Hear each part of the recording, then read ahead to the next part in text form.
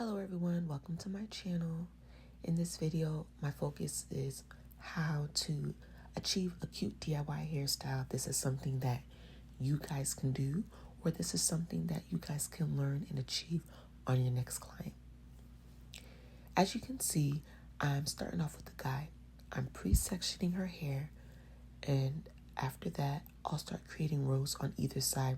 Starting from the middle part of her hair, you'll notice I'll create 3 rows on either side of her hair.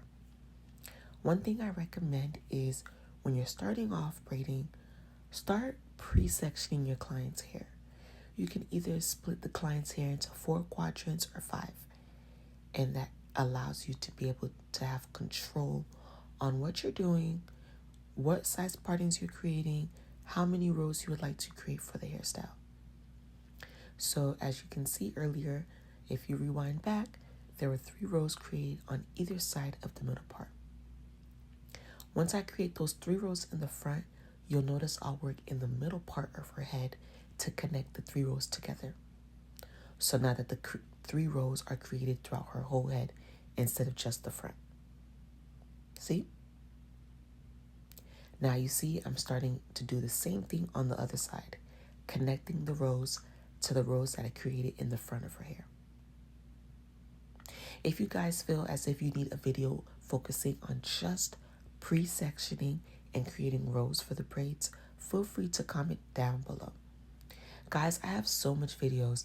I have not full videos, but I have lots of shorts on my TikTok, my Instagram, my Facebook, and even I created YouTube shorts on YouTube. So feel free to stay connected with me and watch those videos. And of course, I will definitely leave those links to my social medias down below in the description box. So as you can see right now, I'm starting off with my first braid. Usually when I start my braids, I start in the center of each row. But now because I pre-parted my row, so not only did I create a section or a row, within that row, you'll notice that I pre-parted within that row. So that's how I know how much hair I will need when it comes to the corner, because I already pre-parted it. So for this row, you notice that I started the braid in the center. Why? It's because I did not already create parts for that row. Hopefully I'm making sense. If I'm not, please feel free to comment below and say, can you please do a video on just creating rows and pre-parting? When it comes to creating knotless braids, I always start off with the client's natural hair. I'll probably braid a few times, like 1 to 3 times, and then I'll go ahead and start adding feeding braiding hair. For some reason, the way I feed, I always feed on the right side. Don't know, but for some reason it works for me. I always feed on the right side. Now, if you prefer to feed on both sides and you would like a video on that, of course I know how to do it.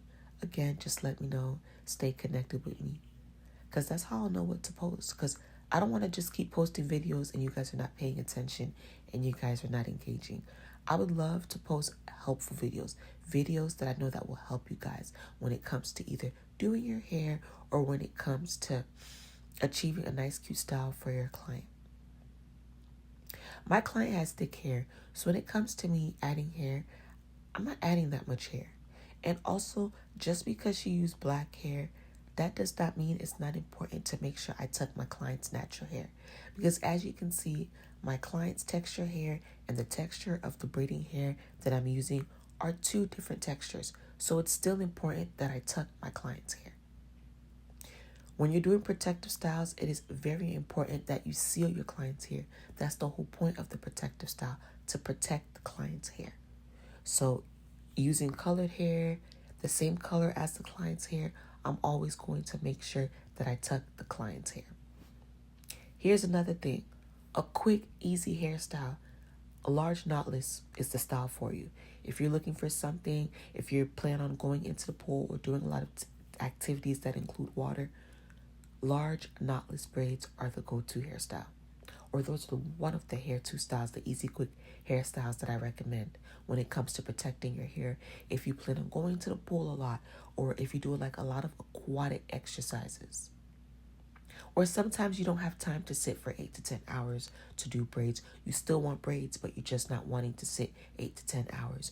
You still want that versatility of being able to pull your hair up, doing different hairstyles, half up, half down, all the way down. So again, this is how I do my knotless braids. You'll notice I'll pre-section my rows, and then also I'll pre-part the hair for the braids that I'm going to install. Remember how I mentioned earlier that from the middle part, I'm working on 3 rows, or I have 3 rows on either side. As you can see, beneath this braid that I'm working on, I already have a row done. So now this is going to be my second row. And with that being my second row, I have 1 more row left. So yeah, as you can see, for some reason, I just feed my hair on the right side. And yeah, I kind of eye it out because I don't want it to be too bulky, but I just want it to be, unison, like to make sure that the whole braid looks even or it matches all the rest of the other braids.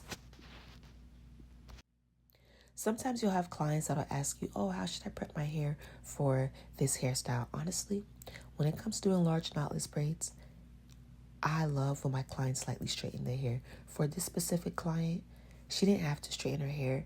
I'm just looking at her texture and how well that she blow dried her hair. Some people achieve a good blow dry when they lightly straighten their hair. And that was the final result of my client's large knotless braids. Tell me what you think.